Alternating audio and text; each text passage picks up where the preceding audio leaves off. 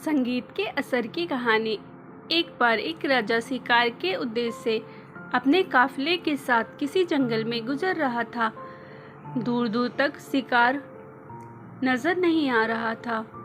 वह धीरे धीरे घनघोर जंगल में प्रवेश करते गए। कभी कुछ ही दूर गए थे कि उन्हें कुछ डाकुओं के छिपने की जगह दिखाई दी। जैसे ही वे उसके पास पहुंचे कि पास के पेड़ पर बैठे तोता बोल पड़ा, पकड़ो पकड़ो, एक राजा आ रहा है। इसके पास बहुत सारा सामान है, लूटो लूटो, जल्दी आओ। तोते की आवाज़ सुनकर सभी डाकू राजा की ओर दौड़ पड़े।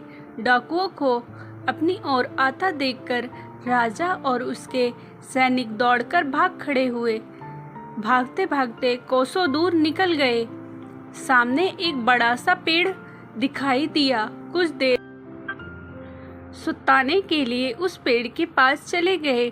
जैसे ही पेड़ के पास पहुँचे कि उस पेड़ पर बैठा तोता बोल पड़ा, आओ राजन, हमारे साधु महात्मा की कुटिया में आपका स्वागत है।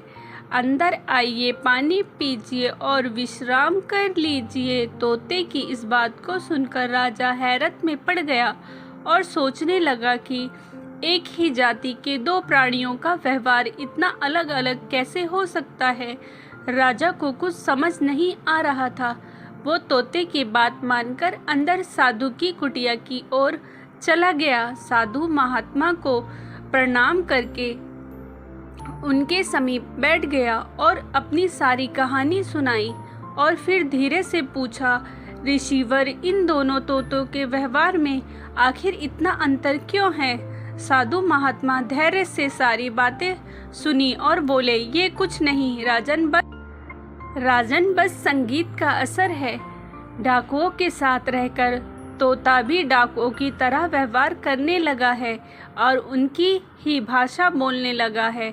अर्थात जो जिस वातावरण में रहता है वो वैसा ही बन जाता है। कहने का तात्पर्य यह है कि मूर्ख भी विद्वानों के साथ रहकर विद्वान बन जाता है, और अगर विद्वान भी मूर्ख के संगत में रहता है तो उसके अंदर भी मूर्खता आ जाती है। इसीलिए हमें संगीत सोच समझकर करना चाहिए। स्टोरी अच्छी लगी हो तो प्लीज़ लाइक एंड सब्सक्राइब ज़रूर करें। मिलते हैं नेक्स्ट स्टोरी के साथ।